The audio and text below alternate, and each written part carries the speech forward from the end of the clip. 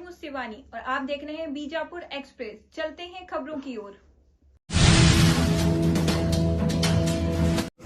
ನಮಸ್ಕಾರಗಳು ಎಲ್ರಿಗೂ ಪತ್ರಿಕಾ ಮಾಧ್ಯಮ ಮಿತ್ರರಿಗೆ ಇದು ನೊಂದು 14ನೇ ಜಿಲ್ಲೆ ಭೇಟಿ ಸ್ನೇಹಿತರೆ ನಮ್ಮದು ಕರ್ನಾಟಕ ಸ್ಟೇಟ್ ಕಾಂಟ್ರಾಕ್ಟರ್ ಅಸೋಸಿಯೇಷನ್ನು ನಾವು ಅಲ್ಲಿಂದ ಬಂದಿದ್ದೀವಿ. ನಾನು ಅಧ್ಯಕ್ಷರಾದಂಥ ಮಂಜುನಾಥ್ ಮಾತಾಡ್ತಿರೋದು. ಇಲ್ಲಿ ಇರ್ತಕ್ಕಂಥದ್ದು ನಮ್ಮದೆಲ್ಲರೂ ಸಹ ನಮ್ಮ ಪದಾಧಿಕಾರಿಗಳು, ನಮ್ಮ ಆತ್ಮೀಯರು, ಸ್ನೇಹಿತರೆ ಈಗ ನಮ್ಮದು ಸುಮಾರು ನಮ್ಮ ಕರ್ನಾಟಕ ಸರ್ಕಾರದಿಂದ 37,000 ಕೋಟಿ ಪೆಂಡಿಂಗ್ ಬಿಲ್ ಇದೆ, ಆಯಿತಾ.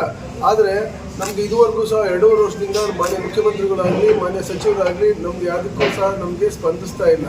ನಾವೇನೇ ಎಷ್ಟೊಂದು ಹಲವಾರು ಸಾರಿ ನಾವು ಲೆಟ್ರ್ಗಳು ಬರೆದಿದ್ದೀವಿ, ಯಾವ ಲೆಟ್ರ್ಗಳಿಗೂ ಸಹ ಕಿಮ್ಮತ್ತು ಕೊಡ್ತಾ ಇಲ್ಲ. ಮಾನ್ಯ ಸಚಿವರು ಕರೆದು ಮಾತಾಡ್ತಾರೆ, ಸಚಿವರು ಕರೆದು ಚರ್ಚೆ ಮಾಡ್ತಾರೆ, ನಮ್ಮದೇ ಆದಂಥ ಸಮಸ್ಯೆಗಳು ಕೇಳ್ತಾರೆ. ಕೊನೆಗೆ ಫೈನಾನ್ಷಿಯಲ್ ಮ್ಯಾಟರ್ಸ್ ಬಂದ ತಕ್ಷಣ CM ಕಡೆ ಬೊಟ್ಟು ಮಾಡಿಸ್ಬಿಟ್ಟು ಎಲ್ಲ ಸುಮ್ಮನೆ ಮಾಡುವಂಥ ಕೆಲಸ ಮಾಡ್ತಾರೆ. ಸೊ ನಿಮಗೆ ಗೊತ್ತಿರ್ಬೋದು, ನಮಗೆ ಹಿಂದೆ ಅಧ್ಯಕ್ಷರಾದಂಥ ಕೆಂಪಣ್ಣವರು ಸಹಾಯ ಪಡೆದು ಈ ಸರ್ಕಾರ ಅಧಿಕಾರಕ್ಕೆ ಬಂದಿದೆ ಅಂಥದ್ದು. ಅದನ್ನು ನಿಮ್ಮ ಮಾಧ್ಯಮದ ಮುಖಾಂತರ ಮಾನ್ಯ ಮುಖ್ಯಮಂತ್ರಿಗಳಿಗೆ ನಾನು ಮನವಿ ಮಾಡಿಕೊಡ್ತಿದ್ದೀನಿ. ಅವರಿಗೆ ಅಟ್ಲೀಸ್ಟ್ ನಿಮ್ಮ ಮುಖಾಂತರ ಅವ್ರಿಗೆ ಎಚ್ಚರ ಆಗಲಿ. ನಮ್ಮ ಕಾಂಟ್ರಾಕ್ಟರ್ಗಳು ಹೋರಾಟದಿಂದ ನಮ್ಮ ಸರ್ಕಾರ ಬಂದಿದೆ ಅನ್ನೋದನ್ನೇ ಅವರು ಮರ್ತುಬಿಟ್ಟಿದ್ದಾರೆ. ಇದೇ ಮಾನ್ಯ ಮುಖ್ಯಮಂತ್ರಿಗಳು ಮೊದಲು ವಿರೋಧ ಪಕ್ಷ ನಾಯಕರಿದ್ದಾಗ ನಮ್ಮ ಸರ್ಕಾರ ಬಂದರೆ ಪ್ಯಾಕೇಜ್ ಮಾಡೋದಿಲ್ಲ, ನಮ್ಮ ಸರ್ಕಾರ ಬಂದರೆ ನಾನು ಯಾವುದಕ್ಕೂ ಪೇಮೆಂಟ್ ತೊಗೊಳೋದಿಲ್ಲ, ಇದೇ ಸ್ಟೈಲಲ್ಲೇ ಹೇಳಿದರು. ನಮ್ಮ ಸರ್ಕಾರ ಬರಲಿ ಕಡೆ ಯಾವುದು ಪೇಮೆಂಟು ಇದು ನಿಲ್ಲಿಸೋದಿಲ್ಲ, ಆಮೇಲೆ ಯಾವುದು ಕಮಿಷನ್ ತೊಗೊಳೋದಿಲ್ಲ, ಯಾವುದು ಪ್ಯಾಕೇಜ್ ಮಾಡೋದಿಲ್ಲ, ಲ್ಯಾಂಡ್ ಆರ್ಮಿ ನಿರ್ವಹಣೆ ಕೇಂದ್ರ ಕೆಲಸ ಕೊಡೋದಿಲ್ಲ ಅಂತಂದೇಳಿ ಹೇಳಿದರು. ಬಟ್ ಅದು ಏನು ಅವರು ಮಾತಾಡಿದ್ರು, ಅದೇನು ವಾಗ್ದಾನ ಮಾಡಿದ್ರು, ಅದೆಲ್ಲ ತದ್ವಿರುದ್ಧವಾಗಿ ಇವತ್ತು ಮಾನ್ಯ ಮುಖ್ಯಮಂತ್ರಿಗಳು ನಡೀತಾ ಇದ್ದಾರೆ. ಮಾನ್ಯ ಮುಖ್ಯಮಂತ್ರಿಗಳು ಮುತ್ಸದಿಯವರಿದ್ದಾರೆ, ಸುಮಾರು 7 ವರ್ಷ ಸುದೀರ್ಘವಾಗಿ ಮುಖ್ಯಮಂತ್ರಿಯಾಗಿ ಆಡಳಿತ ನಡೆಸ್ತಾ ಇದ್ದಾರೆ. ಹಿಂದೆ ಆಮೇಲೆ ಅವ್ರ ಬಗ್ಗೆ ನಾವು ನಂಬಿಕೆ ಇಟ್ಕೊಂಡು ವಿಶ್ವಾಸ ಇಟ್ಕೊಂಡು ಸುಮಾರು 2.5 ವರ್ಷ ಕಾದ್ವಿ ಸ್ನೇಹಿತರೆ. ಆದರೆ ಅವರಿಂದ ಯಾವುದೇ ಸಹ ಪ್ರಕ್ರಿಯೆ ಬರಲಿಲ್ಲ. ನಮ್ಮ ಕಾಂಟ್ರಾಕ್ಟರ್ಗಳು ಭಾಳ ಕಷ್ಟದಲ್ಲಿದ್ದಾರೆ. ಸುಮಾರು 3 ವರ್ಷದ ಹಳೆ ಬಿಲ್ ಇದೆ, 2021ರಿಂದಲೂ ಬಿಲ್ ಪೆಂಡಿಂಗ್ ಬಿಲ್ ಇದೆ. ಭಾಳ ಕಷ್ಟದಲ್ಲಿದ್ದಾರೆ. ಮನೆ ಮಠಗಳೆಲ್ಲ ಅಡ ಇಟ್ಟಿದ್ದಾರೆ, ಒಡವೆ ವಸ್ತ್ರಗಳೆಲ್ಲ ಅಡ ಇಟ್ಟಿದ್ದಾರೆ. ಅಡ ಇಟ್ಟು 3-4 ವರ್ಷ ಆದರೂ ಕೂಡ ಬೆಳೆಸ್ಕೊಳಕ್ಕಾಗ್ತಾ ಇಲ್ಲ. ವಿಷ ಕುಡಿಯೋ ಪರಿಸ್ಥಿತಿ ಬಂದಿದೆ. ಎಷ್ಟೊಂದು ಕಡೆ ಪಾಪ ಕಾಂಟ್ರಾಕ್ಟರ್ಗಳು ಸೂಸೈಡ್ ಮಾಡ್ಕೊಳ್ತಿದ್ದಾರೆ. ಅದಕ್ಕೆ ನಾವು ಕೊನೆಗೆ ಅಂತಿಮವಾಗಿ ಸುಮಾರು ಮನವಿ ಕೊಟ್ವಿ. 100 ಪುಟಗಳು ನಾವು ಕೊಟ್ವಿ. ಏನಪ್ಪ ನೋಡಿ, 100 ಪುಟಗಳು ಇದು ಚೀಫ್ ಸೆಕ್ರೆಟರಿ ಅವ್ರಿಗೆ ಕೊಟ್ವಿ. ನಾವು 1 ವರ್ಷ ಪೂರ್ತಿ 1 ವರ್ಷದಿಂದ ಏನು ಅವರಿಗೆ ನಾವು ಟ್ರಾನ್ಸಾಕ್ಷನ್ ಮಾಡಿದ್ದೀವಲ್ಲ, ಮುಖ್ಯಮಂತ್ರಿ ಅವರಿಗೆ, ಸಚಿವರಿಗೆ, ಸರ್ಕಾರದ ಮಟ್ಟದಲ್ಲಿ ಏನು ಮಾಡಿದ್ದೀವಲ್ಲ ಅದನ್ನು ಹಾಗೆ ಮಾಡಿದ್ವಿ. ಆಮೇಲೆ ನಮ್ಮ CM ಸಾಹೇಬ್ರಿಗೂ ಸಹ ಅಷ್ಟೇ ನಾವು ಸುಮಾರು ಸರಿ ಮನವಿ ಮಾಡಿಕೊಂಡ್ರು ಅವ್ರು ಯಾವುದೇ ಇದಕ್ಕೆ ನಮಗೆ ಸ್ಪಂದಿಸ್ತಾ ಇಲ್ಲ. ಅವರು ಏನು ಎಷ್ಟು ಹೇಳಿದ್ರು ಸಹ ಅವರು ಸುಮ್ಮನೆ ಲೆಟ್ರ್ ಇಸ್ಕೊತಾರೆ. ಆಯಿತು ಬಿಡ, ಬರೀ ದುಡ್ಡು ಕೇಳ್ತೀರ ನೀವು ಅಂತಾರೆ. ನಾವು ದುಡ್ಡು ಕೇಳಿದ್ರೆ ಇನ್ನೇನು ಕೇಳಲಿ, ನಾವೇನಾದ್ರು ಬೇರೆ ಏನಾದ್ರು ಕೇಳಲಿಕ್ಕಾಗುತ್ತಾ? ಅದು ನಾವು ಮಾಡಿರ್ತಕ್ಕಂಥ ಕೂಲಿ, ನಾವು ಮಾಡಿರ್ತಕ್ಕಂಥ ಕೆಲಸದಕ್ಕೆ ನಮಗೇನು ಅವ್ರೇನು ಇಂಟ್ರೆಸ್ಟ್ ಕೊಡೋದಿಲ್ಲ, 3 ವರ್ಷದ ಇಂಟ್ರೆಸ್ಟ್ ಹಾಕ್ಕೊಡೋದಿಲ್ಲ. ಆದರೂ ಸಹ ನಾವು ಸಮಾಧಾನವಾಗಿ ಎಷ್ಟೊಂದು ಹಲವಾರು ಮೀಟಿಂಗ್ಗಳು ಮಾಡಿದ್ರು ಕೂಡ ಅವ್ರು ಕೇಳ್ತಾ ಇಲ್ಲ. ಆಮೇಲೆ ಮುಖ್ಯವಾಗಿ ಎಷ್ಟೆಷ್ಟಿದೆ ನೋಡಿ, ಈಗ ನಮ್ಮ ಈ ಪೆಂಡಿಂಗ್ ಬಿಲ್ಲು ನಮ್ಮ ಇದರಲ್ಲಿ ನೋಡಿ, ಲೋಕೋಪಯೋಗಿ ಇಲಾಖೆಯಿಂದ 8,370 ಕೋಟಿ ಪೆಂಡಿಂಗ್ ಬಿಲ್ ಇದೆ. ಆಮೇಲೆ ಜಲಸಂಪನ್ಮೂಲ ಇಲಾಖೆ 13,000 ಕೋಟಿ ಪೆಂಡಿಂಗ್ ಬಿಲ್ ಇದೆ. ಆಮೇಲೆ ಸಣ್ಣ ನೀರಾವರಿ ಇಲಾಖೆ 3,000 ಕೋಟಿ ಪೆಂಡಿಂಗ್ ಬಿಲ್ ಇದೆ. ಆಮೇಲೆ ನಗರಾಭಿವೃದ್ಧಿ ಇಲಾಖೆ 2,000 ಕೋಟಿ ಪೆಂಡಿಂಗ್ ಬಿಲ್ ಇದೆ. ವಸತಿ ಮತ್ತು ವಕ್ಫ್ 2,600 ಕೋಟಿ ಪೆಂಡಿಂಗ್ ಬಿಲ್ ಇದೆ. ಕಾರ್ಮಿಕ ಇಲಾಖೆ 2,000 ಕೋಟಿ ಇದೆ. ಆಮೇಲೆ RDPR ಇದೆಯಲ್ಲ, JJM, ಇದರಲ್ಲಿ ಭಾಳ ಅತಿ ಮುಖ್ಯವಾದಂಥ ಒಂದು ಅಂಶ ಅಂದರೆ JJM, ಅದು ಅಷ್ಟೇ 3,800 ಕೋಟಿ ಇದೆ. BBMPನಲ್ಲಿ 1,600 ಕೋಟಿ ಇದೆ. ಇದೆಲ್ಲ ಸೇರಿದರೆ 37,000 ಕೋಟಿ ನಮಗೆ ಪೆಂಡಿಂಗ್ ಬಿಲ್ಲು ನಮ್ಮ ಹತ್ರ ಇದೆ. ಅದೇ ಥರ ನಮ್ಮ ನೋಡಿ, ಈಗ ಬಿಜಾಪುರದಲ್ಲೂ ಅಷ್ಟೇ ಇವತ್ತು 2,364 ಕೋಟಿ ಬಿಜಾಪುರದಲ್ಲಿ ಪೆಂಡಿಂಗ್ ಬಿಲ್ ಇದೆ ಸ್ನೇಹಿತರೆ. PWDನಲ್ಲಿ 352 ಕೋಟಿ ಇದೆ. KBJನಲ್ಲಿ 979 ಕೋಟಿ ಇದೆ. KNL ನೀರಾವರಿ ನಿಗಮದಲ್ಲಿ 660 ಇದೆ. ಮೈನರ್ ಇರಿಗೇಷನ್ 128 ಕೋಟಿ ಇದೆ. RWS JJM 102 ಕೋಟಿ ಇದೆ. PRD ಡಿವಿಷನ್ ವಿಜಯಪುರ 70 ಕೋಟಿ ಇದೆ. ಕಾರ್ಪೊರೇಷನ್ ಸಿಟಿ ಕಾರ್ಪೊರೇಷನ್ 65 ಕೋಟಿ ಇದೆ. RDPR 6 ಕೋಟಿ ಇದೆ. ಸ್ನೇಹಿತರೆ, ಇಷ್ಟೆಲ್ಲ ಪೆಂಡಿಂಗ್ ಬಿಲ್ ಇದ್ದರೂ ಕೂಡ ನಾವು ಸುಮಾರು 3 ವರ್ಷದಿಂದ ನಾವು ಅವ್ರಿಗೆ ಕೇಳ್ತಾನೆ ಇದ್ದೀವಿ, ಆಗ್ತಾನೆ ಇದೆ, ಮಾಡ್ತಾ ಇಲ್ಲ. ಆಮೇಲೆ ಮುಖ್ಯವಾಗಿ ನಗರಾಭಿವೃದ್ಧಿ ಇಲಾಖೆ ಅಂತ ಕೆಲವು ಸಚಿವರುಗಳಿದ್ದಾರೆ. ಅವರೆಲ್ಲ ಏನಪ್ಪ ಅಂದರೆ ಮಧ್ಯವರ್ತಿಗಳಿಂದ ಅವರು ಆಡಳಿತ ನಡೆಸ್ತಿದ್ದಾರೆ. ಇತಿಹಾಸದಲ್ಲಿ ನೀವು ಸಹ ಮಾಧ್ಯಮ ಮಿತ್ರರು ಸುಮಾರು ಸೀನಿಯರ್ಗಳಿದ್ದಾರೆ. ಇಲ್ಲಿ ಕುಂತಿರೋರು ಬಿಜಾಪುರದವರು ಸೀನಿಯರ್ ಕಾಂಟ್ರಾಕ್ಟರ್ಗಳಿದ್ದಾರೆ. ಮಧ್ಯವರ್ತಿಗಳಿಂದ ಆಡಳಿತ ನಡೆಸೋವಂಥ ಮಿನಿಸ್ಟ್ರುಗಳು ನಾವು ಯಾವ ಇತಿಹಾಸದಲ್ಲಿ ನಾವು ನೋಡಿಲ್ಲ, ಕೇಳಿಲ್ಲ. ನಮಗೂ 62-63 ವರ್ಷ ಆಗಿದೆ. ಯಾಕಂದರೆ ಮಾನ್ಯ ಸಿದ್ದರಾಮಯ್ಯನವರು ಮುತ್ಸುದಿ ಅವರು 2013-18ರಲ್ಲಿ ಏನು ಒಳ್ಳೆ ಆಡಳಿತ ಕೊಟ್ಟಲ್ಲ, ಆಡಳಿತ ಈಗ ಆಗ್ತಾ ಇಲ್ಲ. ಅವ್ರದ್ದು ಭಾಳ ಆತ್ಮೀಯ ಸಚಿವರಾದಂಥ ಕೆಲವರು ಮಧ್ಯವರ್ತಿಗಳು ಇಟ್ಕೊಂಡು ಆಡಳಿತ ನಡೆಸ್ತಾರೆ. ಅಲ್ಲಿಗೆ ಚೀಫ್ ಇಂಜಿನಿಯರ್ನ ಅವ್ರು ಖಾಸಗಿ ಆಫೀಸಿಗೆ ಕರೆಸ್ತಾರೆ. ಇದು ಎಷ್ಟು ನ್ಯಾಯ? ಆಮೇಲೆ ನಮಗೆ ಅತಿ ಮುಖ್ಯವಾದದ್ದು ನೀವೇ ನಮ್ಗೆ ಆಶಾದಾಯಕ ಮಾಧ್ಯಮ ಮಿತ್ರರು. ನಾವು ಸುಮಾರು ಯಾವುದೇ ಹೋರಾಟ ಮಾಡಲಿ ನೀವು ನಮಗೆ ಸಪೋರ್ಟ್ ಮಾಡಿಕೊಂಡು ಸರ್ಕಾರದ ಕಣ್ಣು ತೆರೆಸುವಂಥ ಕೆಲಸ ತಾವು ಮಾಡ್ತಾ ಇದ್ದೀರಾ. ತಾವು ಇದು ಮೊದಲಿಂದಲೂ ಸಹ ನಮಗೆ ಒಂಥರ ಬೆನ್ನೆಲುಬಾಗಿ ನಿಂತಿದ್ದೀರಾ. ನಾವು ನಿಮ್ಮಲ್ಲಿ ಮನವಿ ಮಾಡ್ಕೊಳ್ಳೋದೇನೆಂದರೆ, ದಯಮಾಡಿ ನಾವು ಕಾಂಟ್ರಾಕ್ಟರ್ಗಳು ಇಷ್ಟು ಕಷ್ಟದಲ್ಲಿದ್ದಾರೆ, ನಾವು ದಯಮಾಡಿ ಒಂದು ಅಫಿಷಿಯಲ್ ಮೀಟಿಂಗ್ ಕರೆಯೋದಕ್ಕೆ ಮಾನ್ಯ ಮುಖ್ಯಮಂತ್ರಿಗಳಿಗೆ ಹೇಳಬೇಕು. ಮಾನ್ಯ ಮುಖ್ಯಮಂತ್ರಿಗಳು ಇದುವರೆಗೂ ಒಂದು ಅಫಿಷಿಯಲ್ ಮೀಟಿಂಗ್ ಕರೆದಿಲ್ಲ. ಸುಮಾರು 3-4 ಮೀಟಿಂಗ್ ಫಿಕ್ಸ್ ಮಾಡ್ತಾರೆ, ಆಮೇಲೆ ಮೀಟಿಂಗ್ನ ಇಮಿಡಿಯೇಟಾಗಿ ಕ್ಯಾನ್ಸಲ್ ಮಾಡ್ತಾರೆ. ಯಾರೇ ಆಯಿತು ಮುಖ್ಯಮಂತ್ರಿಗಳು ಮೀಟಿಂಗ್ ಫಿಕ್ಸ್ ಮಾಡಿದ ಮೇಲೆ ಯಾವ ಕಾರಣಕ್ಕೂ ಕ್ಯಾನ್ಸಲ್ ಮಾಡಬಾರ್ದು, ಅದನ್ನು ಕರೆಕ್ಟಾಗಿ ಅದನ್ನು ನಿಭಾಯಿಸಬೇಕು. ಇಲ್ಲಾಂದರೆ ಡೇಟ್ ಫಿಕ್ಸ್ ಮಾಡಬೇಕು, ಈ ಡೇಟಲ್ಲಿ ಕ್ಯಾನ್ಸಲ್ ಆಯಿತು, ಇನ್ನೊಂದು ಡೇಟಿಗೆ ನೀವು ಬನ್ನಿ ಅಂತ. ಅದಿಲ್ಲ, ಯಾಕೆಂದರೆ ನಮ್ಗೆ ಕರೆದ್ರೆ 37,000 ಕೋಟಿ ಕಮಿಟ್ ಆಗಬೇಕಾಗುತ್ತಲ್ಲ, ನಮ್ಮನ್ನು ಕರೆದ್ರೆ 37,000 ಕೋಟಿ ಕೊಡಬೇಕಲ್ಲ, ಇವತ್ತಲ್ಲ ನಾಳೆ ಯಾವ್ದಾರು ಒಂದು ಇಷ್ಟು ಡೇಟಲ್ಲಿ ಹೇಳ್ಬೇಕಲ್ಲ. ಅದಕ್ಕೋಸ್ಕರ ನಮ್ಮನ್ನು ದೂರ ಇಡ್ತಿದ್ದಾರೆ. ನಿಮ್ಮ ಮುಖಾಂತರ ಮನವಿ ಮಾಡ್ಕೊಳ್ಳೋದಂದರೆ, ತಾವು ಮಾನ್ಯ ಮುಖ್ಯಮಂತ್ರಿಗಳಿಗೆ ತಾವು ನಿಮ್ಮ ಮುಖಾಂತರ ಒಂದು ಅಟ್ಲೀಸ್ಟ್ ಅವ್ರನ್ನ ಕರೆದು ಮಾತಾಡಿ ಅವ್ರ ಪ್ರಾಬ್ಲಮ್ ಸಾಲ್ವ್ ಮಾಡಿ ಅಂತ ಹೇಳಲಿಕ್ಕೆ ನಾವು ಬಿಜಾಪುರಕ್ಕೆ ಪ್ರತಿ ಟೂರ್ ಹೊಡ್ಕೊಂಡು ಬರ್ತೀವಿ. ಎಲ್ಲ 31 ಜಿಲ್ಲೆನೂ ಪ್ರವಾಸ ಮಾಡಿ 6ನೇ ತಾರೀಕು ಫ್ರೀಡಮ್ ಪಾರ್ಕು ಬೆಂಗಳೂರಲ್ಲಿ ನಾವು ಬೃಹತ್ ಪ್ರತಿಭಟನೆ ಮಾಡ್ತೀವಿ. 25,000ರಿಂದ 30,000 ಜನ ಕಾಂಟ್ರಾಕ್ಟರ್ಗಳು ಅವರು ಸೇರ್ತಾ ಇದ್ದಾರೆ. ಎಲ್ಲೋದ್ರೂ ಕೂಡ ಉತ್ತಮವಾದ ಒಂದು ಪ್ರತಿಕ್ರಿಯೆ ಸಿಗ್ತಾ ಇದೆ. 13 ಜಿಲ್ಲೆಯಲ್ಲಿ ಮುಗಿಸ್ಕೊಂಡು ಈಗ ಬರ್ತಾ ಇದ್ದೀನಿ. ಎಲ್ಲ ಕಡೆನೂ ಇದೆ, ಇನ್ನೂ 12 ಜಿಲ್ಲೆ ಮಾಡುವಂಥ ಕೆಲಸ ಇದೆ. ಅದನ್ನೆಲ್ಲ ಮುಗಿಸ್ಕೊಂಡ್ಬಿಟ್ಟು ಫ್ರೀಡಮ್ ಪಾರ್ಕಲ್ಲಿ ನಾವು ಸ್ಟ್ರೈಕ್ ಕೂತ್ಕೊಳ್ತೀವಿ. ಆ ಸ್ಟ್ರೈಕ್ ದಿನ ಒಂದು ದಿನಕ್ಕೆ ನಾವು ಚಾಲ್ತಿಯಲ್ಲಿರ್ತಕ್ಕಂಥ ಕೆಲಸಗಳನ್ನೆಲ್ಲ ಸ್ಟಾಪ್ ಮಾಡಿಬಿಟ್ಟು ಆಗ ಸ್ಟ್ರೈಕ್ ಮಾಡುವಂಥ ಕೆಲಸ ಮಾಡ್ತೀವಿ. ಸಪೋಸ್ ಸರ್ಕಾರ ಇವತ್ತು ಮಾಡಲಿಲ್ಲ ಅಂತ ಅಂದರೆ ನೆಕ್ಸ್ಟ್ ಏಪ್ರಿಲ್ ಅಂತ, ಯಾಕೆಂದರೆ ಮಾರ್ಚ್ ತಿಂಗಳು ನಮ್ಮ ಕಾಂಟ್ರಾಕ್ಟ್ರಿಗೆ ಭಾಳ ಮುಖ್ಯವಾದಂಥ ತಿಂಗಳು. ಇಷ್ಟು ದುಡ್ಡು ಬಡ ಸಣ್ಣ ಕಾಂಟ್ರಾಕ್ಟ್ರುಗಳಿಗೆ ಬರುತ್ತೆ. ಅದಕ್ಕೋಸ್ಕರ ನಾವು ಏಪ್ರಿಲ್ ತಿಂಗಳಿಗೆ ಅನಿರ್ದಿಷ್ಟ ಅವಧಿಗೆ ಕೆಲಸಗಳು ನಿಲ್ಲಿಸ್ಬಿಟ್ಟು ನಾವು ಮುಷ್ಕರ ಮಾಡುವಂಥ ಕೆಲಸ ಮಾಡ್ತೀವಿ. ಸೊ ಸ್ನೇಹಿತರೆ, ಹಾಗೆ ನಮ್ಮದು ಅಷ್ಟೇ. ಈಗ ನೀವುಗಳು ಸುಮಾರು ತಿಳ್ಕೊಂಡಿರ್ಬೋದು, ಸುಮಾರು ಸರಿ ನೋಡ್ಕೊಂಡಿರ್ಬೋದು, ಸುಮಾರು ಪ್ರಾಬ್ಲಮ್ಸ್ಗಳಿದ್ದಾವೆ. ಕಾಂಟ್ರಾಕ್ಟ್ರು ಭಾಳ ಕಷ್ಟದಲ್ಲಿದೆ. JJM ಮುಖ್ಯವಾಗಿ ಏನಾಗಿದೆ ಅಂದರೆ ನೋಡಿ, ಅದಕ್ಕೆ ಅಪ್ಪ ಇಲ್ಲ ಅಮ್ಮ ಇಲ್ಲ ಯಾರೂ ಇಲ್ಲ. JJM ಕೆಲಸ ಮಾಡಿರೋರಂತೂ ಇವತ್ತೆಲ್ಲ ವಿಷ ಕುಡಿಯುವಂಥ ಪರಿಸ್ಥಿತಿ ಬಂದಿದೆ.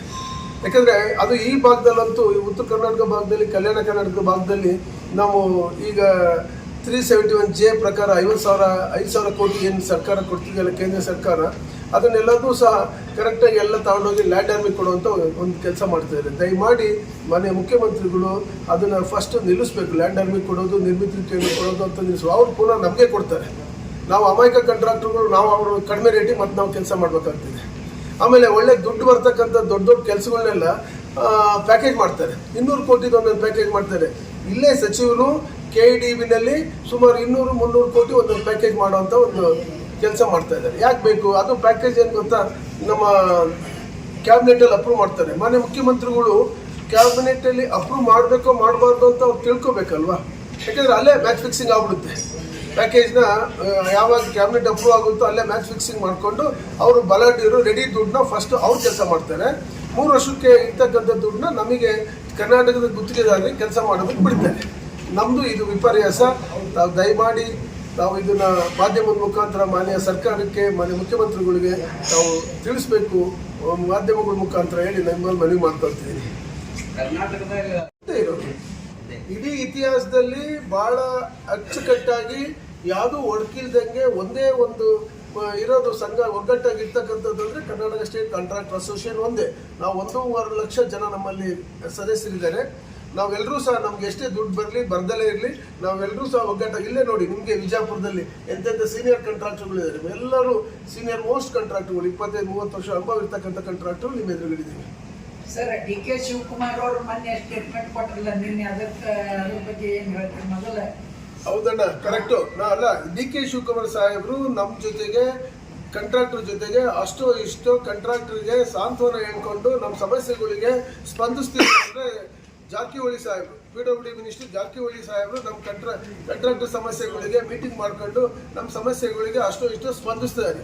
DK ಶಿವಕುಮಾರ್ ಸಾಹೇಬರು ಅಷ್ಟೇ, ದುಡ್ಡು ಕೊಡದಿದ್ರು ಚಿಂತೆ ಇಲ್ಲ, ಅಟ್ಲೀಸ್ಟ್ ಸಾಂತ್ವನ ಹೇಳ್ತಾರೆ. ಮೊನ್ನೆ ಫೋನ್ ಮಾಡಿದ್ರು, ನೀವು ಅದೇನು ಹೇಳಿದ್ರಲ್ಲ ಇದರಲ್ಲಿ, ಈಗ ಹಂಗೆ ಹೇಳಿದ್ರು ಹಾಗೆ ನಮಗೆ ಫೋನ್ ಮಾಡಿ ಹೇಳಿದ್ರು, ಇಲ್ಲ ನೀವು ಹೋಗ್ತಿರೋ ರೀತಿ ಸರಿ ಇದೆ, ನಾವು ಸ್ವಲ್ಪ ವೆಯ್ಟ್ ಮಾಡ್ರಯ್ಯ, ಅವಸರ ಮಾಡಬೇಡ್ರಿ, ವೆಯ್ಟ್ ಮಾಡಿ ಅಧ್ಯಕ್ಷರು, ಅವಸರ ಮಾಡಬೇಡಿ, ನಿಮ್ಮ ದುಡ್ಡು ಒಂದೇ ಶಾರ್ಟಲ್ಲಿ ಕೊಡಿಸ್ತೀನಿ ಅಂದರು.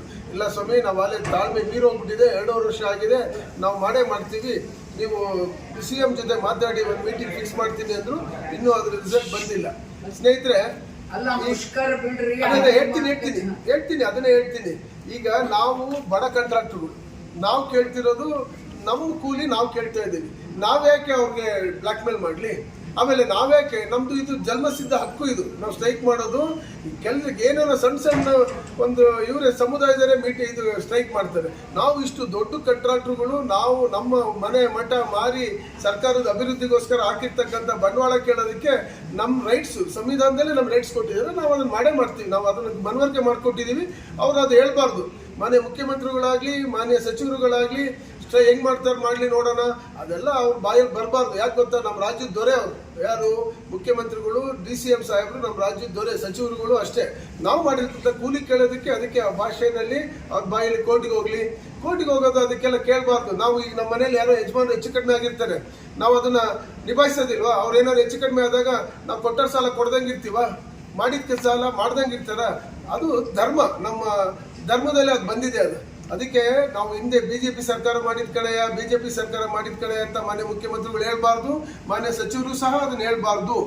ಅದನ್ನ ದಯವಿಟ್ಟು ಇಲ್ಲಿಗೆ ನೀವು ಮುಖಾಂತರ ಮನವಿ ಮಾಡ್ಕೊಳ್ತೀನಿ. ದಯವಿಟ್ಟು ಅವೆಲ್ಲ ಹೇಳ್ದಂಗೆ ನಮ್ಮ ದುಡ್ಡು ಯಾವಾಗ ಕೊಡ್ತೀರಾ ಅನ್ನೋದು ಒಂದು ಚರ್ಚೆ ನಡೀಲಿ ಅನ್ನೋದು ನನ್ನ ಮನವಿ. ಅಣ್ಣ, ಸಂಬಂಧ ಇದೆ. ಏನಾಗ್ತಿದೆ ಅಂದ್ರೆ, ಅವ್ರ ಅಧಿಕಾರದಲ್ಲಿ ಇದ್ದಾರೆ, ನಾವು ದುಡ್ಡು ಕೊಟ್ಟು ಸಿಕ್ಕೊಂಡಿದ್ದೀವಿ, ಸಾಲ ಮಾಡಿ ಸಿಕ್ಕೊಂಡಿದ್ದೀವಿ. ಅವ್ರ ಅಧಿಕಾರದಲ್ಲಿ ಇದ್ದಾರೆ, ಮಾತಾಡ್ತಾರೆ. ನಾವು ಏನ್, ನಮ್ಗೆ ನೋಡಿ, ನಾವು ಸ್ಟ್ರೈಕ್ ಮಾಡ್ತಿರೋದು ಅಷ್ಟೇ, ಯಾರು ವಿರುದ್ಧವಾಗಲ್ಲ, ಯಾವುದು ಇದಿಲ್ಲ. ಸಾಂಕೇತಿಕವಾಗಿ ಒಂದಿನ ಕೆಲಸ ನಿಲ್ಲಿಸ್ಬಿಟ್ಟು ಸ್ಟ್ರೈಕ್ ಮಾಡ್ತಾ ಇದೀವಿ. ಆ ಸ್ಟ್ರೈಕ್ ಹೆಂಗಿರುತ್ತೆ? ಶಾಂತಿಯುತವಾಗಿರುತ್ತೆ ಸ್ಟ್ರೈಕು. ನಮಗೇನಪ್ಪ, ನಮ್ ದುಡ್ಡು ನಮಗೆ ಕೊಡಿ ಅಷ್ಟೇ ಕೇಳ್ತಿರೋದು ನಾವು. ಎದ್ರ ಕ್ವಶನ್ ಇಲ್ಲ ಸರ್. ನಾನು ಎದ್ರದಾಗಿದ್ರೆ ಬಿಜಾಪುರ 14 ಜಿಲ್ಲೆಗೆ ಬಿಟ್ಟು ಬರ್ತಿದ್ದ.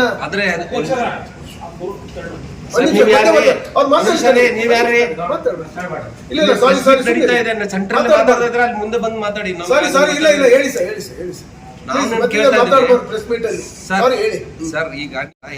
ಇಲ್ಲಿ ಕೇಳಿ. ಅವರು ಎದುರಿಸ್ತಿಲ್ಲ, ಅವ್ರದ್ದು ಧೋರಣೆ ಹಂಗಿದೆ. ನಮ್ ಧೋರಣೆ ನಾವು ಎದುರು ಅಂತಾರಲ್ಲ.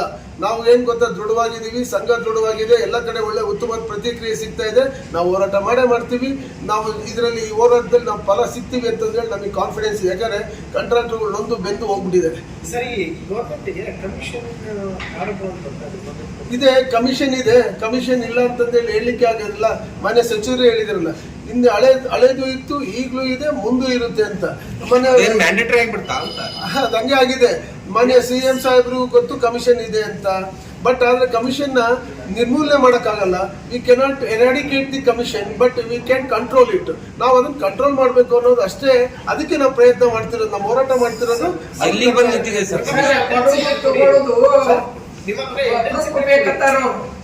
ಸರ್, ಹಣ ಕೊಡೋದಕ್ಕ ತಗೊಳೋದಕ್ಕ ಪ್ರೂಫ್ ಬೇಕತ್ತಾರ, ಮಾಡ್ಲಿಕ್ಕೆ ಆಗಲ್ಲ.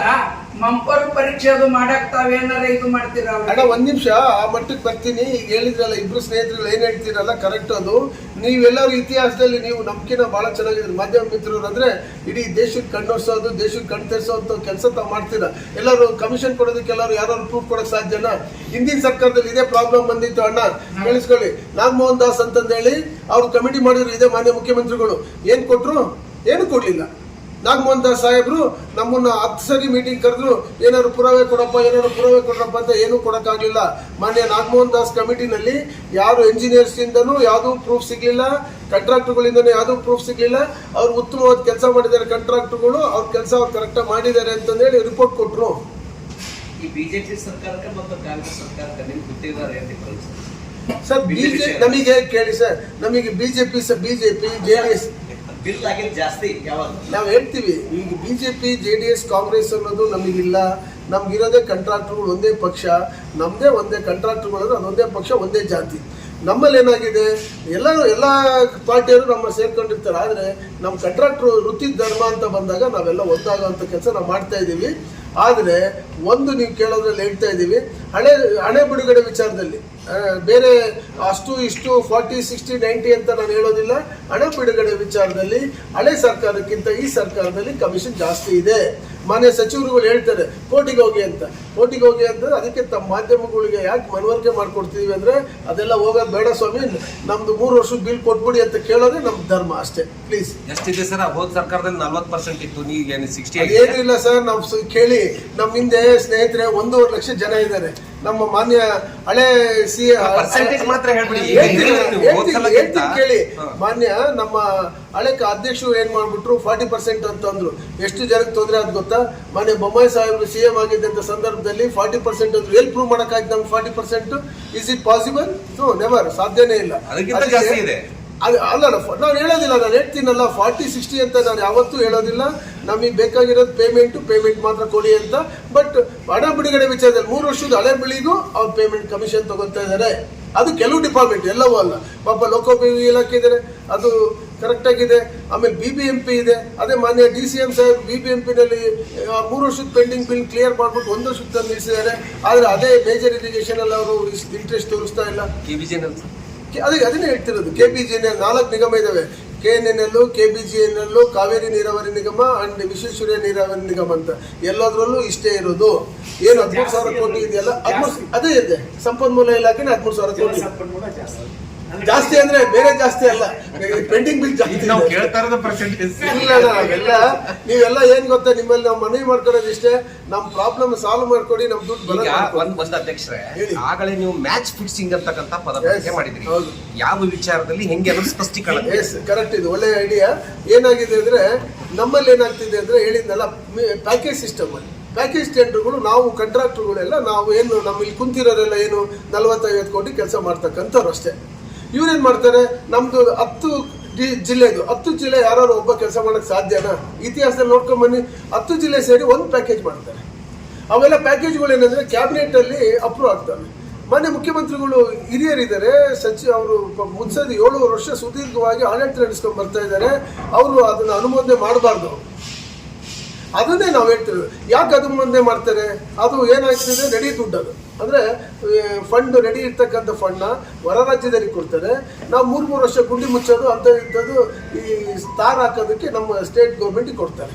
ಇದು ನಾವು ಅವ್ರಿಗೆ ಪತ್ರಿಕೆ ಮುಖಾಂತರ ನಿಮಗೂ ಬಂದಿದ್ದಾರೆ, ನೋಟಿಫಿಕೇಶನ್ಗಳಿದ್ದಾವೆ, ಅವ್ರಿಗೆ ತಿಳಿಸಿದ್ದೀವಿ. ಅವರು ಅಪ್ರೂವಲ್ ಮಾಡಿರೋದು ನಿಜ. ಅದನ್ನು ಅವ್ರು ಒಪ್ಕೊಳ್ಳೇಬೇಕು ಸರ್ಕಾರ. ಆದರೆ ಲಾರ್ಡ್ ಸಾಹೇಬರು ಆ ಥರ ಒಂದು ಕೆಲಸ ಮಾಡಿದ್ರು, ಅದು ಹೇಳ್ತೀವಿ. ಅವರು ಆಮೇಲೆ ಇಲ್ಲ, ಹೌದು ನಾನು ಮಾಡಿ ತಪ್ಪು, ಇನ್ನೊಂದ್ಸರಿ ಮಾಡಲ್ಲ ಅಂತೇಳಿ ಈಗ ಸಿಂಗಲ್ ಕರೆದಿದ್ದಾರೆ. ಈಗ ಮೊದಲು ಪ್ಯಾಕೇಜ್ ಮಾಡಿದ್ರು, ಈಗ ಸಿಂಗಲ್ 11 ಕೋಟಿ 11 ಕೋಟಿದು ಸಿಂಗಲ್ ಕ್ಲಸ್ಟರ್ದು ಲೇಬರ್ ಡಿಪಾರ್ಟ್ಮೆಂಟ್ ಕರೆದಿದ್ದಾರೆ. ಸರ್, ಅದು ಏನಾಗ್ತಿದೆ ಅಂದ್ರೆ ನಾವು ಹೇಳಕ್ಕಾಗಲ್ಲ. ಫಲಾನುಭವಿಗಳು ನಮ್ಮ ಅಕ್ಕ ನಾವು ಹೇಳ್ತಿರೋದು ಏನಾಗಿದೆ, ಸರ್ಕಾರದಲ್ಲಿ ದುಡ್ಡಿಲ್ಲ. ದುಡ್ಡಿದ್ರೆ ಏನ್ ಮಾಡ್ತಿದ್ರು, ಹಳೆ ಸರ್ಕಾರದ ಮೇಲೆ ಹಾಕೊಂಡು ಕುತ್ಕೊಂತಾರೆ. ನಾವು ಗ್ಯಾರಂಟಿ ಯೋಜನೆ ಫಲಾನುಭವಿಗಳು ನಮ್ಮ ಅಕ್ಕ ತಂಗಿಯರು, ನಮ್ಮ ಕೆಲಸಗಾರರು ಯಾರು ಆಗಿರ್ತಾರೆ, ಅವ್ರ ಬಗ್ಗೆ ನಾವು ಹೇಳಲ್ಲ. ಅದು ಅವ್ರ ರಾಜಕೀಯದ್ದು ಪ್ರವೃತ್ತಿ, ನಮ್ದು ವೃತ್ತಿ ಧರ್ಮ.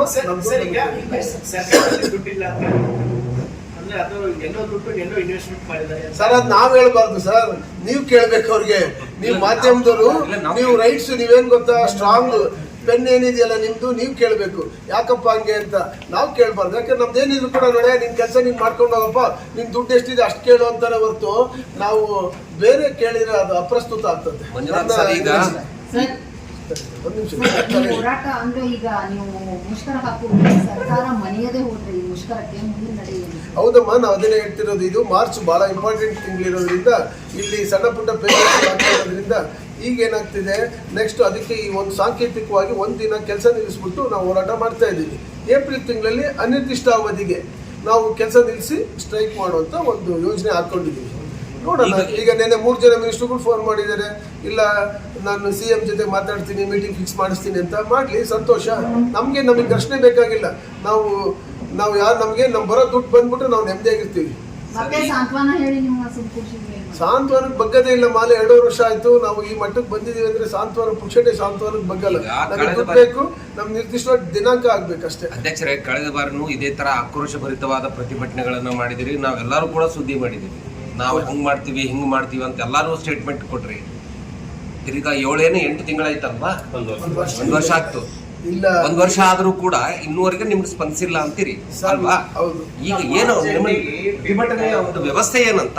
ಸರ್, ಅದಕ್ಕೆ ಸರ್ ಈಗ ಅಲ್ಲ ಸರ್, ಈಗ ಪ್ರಾಬ್ಲಮ್ ಎಲ್ಲ ಇಲಾಖೆದು ಮಾರ್ಚ್ ಎಂಡಿಗೆ ಪೇಮೆಂಟ್ ಆಗೋದು ಸಿಸ್ಟಮ್. ನೀವು ಏಪ್ರಿಲ್ ಸ್ಟ್ರೈಕ್ ಅಂದ್ರೆ ಏನು ಉದ್ದೇಶ? ಅಲ್ಲ ಮಾರ್ಚ್ ಎಂಡ್ ಅಲ್ಲಿ ಸ್ಟ್ರೈಕ್ ಮಾಡಿದ್ರೆ ಕಾಂಟ್ರಾಕ್ಟ್ಗಳು ಆನ್ ಗೋಯಿಂಗ್ ವರ್ಕ್ಸ್ ಇರ್ತವೆ. ಫೆಬ್ರವರಿ ಮಾರ್ಚ್ ಪೇಮೆಂಟ್ ಆಗ್ತಾರಲ್ಲ. ಹ್ಞೂ ಸರ್, ಅದನ್ನೇ ಹೇಳ್ತಿರೋದು. ನೀವು ಕೆಲಸ ಮಾಡೋದನ್ನ ನಿಲ್ಲಿಸ್ಬಿಡಿ ಅಧ್ಯಕ್ಷರೇ. ಮಾರ್ಚ್ ಅನ್ನೋದೇ ಬಹಳ ಮುಖ್ಯವಾದಂತದ್ದು. ಅದು ಬಿಟ್ಟು ಏಪ್ರಿಲ್ ಅಲ್ಲ ಒಂದ್ ನಿಮಿಷ ಕೇಳಿ ಅಣ್ಣ.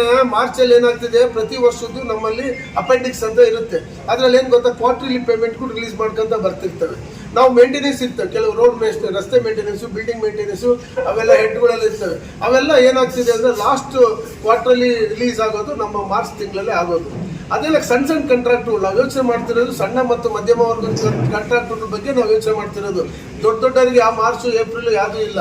ಸಣ್ಣವರಿಗೆ ಏನಾಗುತ್ತೆ ಅಂದ್ರೆ ಮಾರ್ಚ್ ನಮ್ದು ಅಕೌಂಟ್ ಫೈನಾನ್ಷಿಯಲ್ ಕ್ಲೋಸ್ ಆಗೋದು ಸೊ ಮಾರ್ಚಲ್ಲೇ. ಸೊ ನಮ್ದು ಅನಿವಾರ್ಯ ಮಾರ್ಚ್ ಬಹಳ ಇಂಪಾರ್ಟೆಂಟ್. ಇವಾಗಲೇ ಅಲ್ಲ, ನಮ್ದು ನಾವು ಬುದ್ಧಿವಂತಿಕೆಗೂ ನಮ್ಮಲ್ಲಿ ಏನು ಗೊತ್ತಾ, ಈ ಬ್ರಿಟಿಷರ್ ಪೀರಿಯಡ್ದಿಂದನೂ ಮಾರ್ಚ್ ತಿಂಗಳಲ್ಲಿ ನಮ್ಮ ಫೈನಾನ್ಷಿಯಲ್ ಇಯರ್ ಕ್ಲೋಸಿಂಗ್ ಇರೋದ್ರಿಂದ ನಾವು ಅವಾಗ ಸಾವಧಾನವಾಗಿ ಇರಬೇಕಾಗ್ತದೆ. ನಾವು ಬರೀ ನಮ್ಮ ದೊಡ್ಡವ್ರು ನೋಡ್ಕೊಂಡು ಹೋಗೋದು ಬೇಡ, ಸಣ್ಣ ಪುಟ್ಟ ಕಾಂಟ್ರಾಕ್ಟ್ಗಳ ಬಗ್ಗೆ ಯೋಚನೆ ಮಾಡ್ಬೇಕಲ್ವ ನಾವು.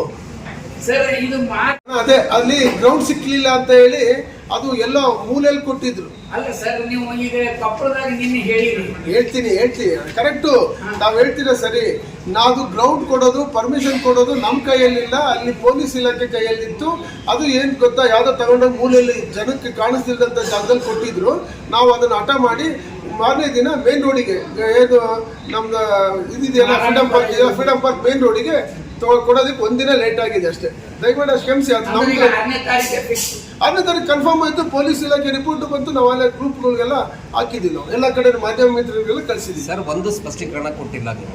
ಇಲ್ಲಿ ಈಗ ಏನು ಕೆಲಸ ನಡೀತಾ ಇದೆ, ಈಗ ಅಟ್ ಪ್ರೆಸೆಂಟ್ ಎಲ್ಲೆಲ್ಲಿ ಕೆಲಸ ನಡೀತಾ ಇದೆ ಆಲ್ ಓವರ್ ಕರ್ನಾಟಕದಲ್ಲಿ, ನಿಮ್ಮ ಗುತ್ತಿಗೆದಾರರಿಗೆ ಏನ್ ಸ್ಟಾಪ್ ಮಾಡಕ್ ಹೇಳ್ತಿರೋ ಅಥವಾ ಮುಂದುವರ್ಸಕ್ ಹೇಳ್ತಿರೋ, ಇಲ್ಲಿವರೆಗೆ ಮುಂದುವರಿತದೆ?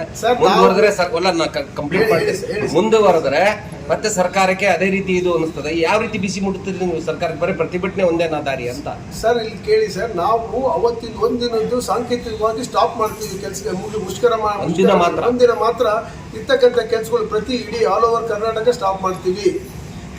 ಏಪ್ರಿಲ್ ತಿಂಗಳಲ್ಲಿ ಕಂಟಿನ್ಯೂಸ್ ಆಗಿ ಅನಿರ್ದಿಷ್ಟ ಅವಧಿಗೆ ಕೆಲಸ ನಿಲ್ಲಿಸುವಂಥ ಕೆಲಸ ಮಾಡ್ತಿದ್ದೀವಿ. ನಮ್ಮ ಕಾರ್ಯಕಾರಿ ಸಮಿತಿಗಳು ಅದೇ ತೀರ್ಮಾನ ಆಗಿದೆ. ಎಲ್ಲ ಕಾಂಟ್ರಾಕ್ಟ್ಗಳು ಅದಕ್ಕೆ ಸಮ್ಮತಿ ಒಪ್ಪಿಸಿದ್ದಾರೆ. ಬರೀ ನಾವುಗಳು ತೀರ್ಮಾನ ಮಾಡೋದಲ್ಲ.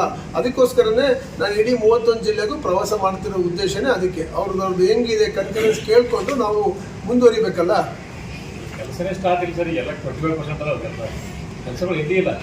So thank you sir, thank you ನಮಸ್ಕಾರ.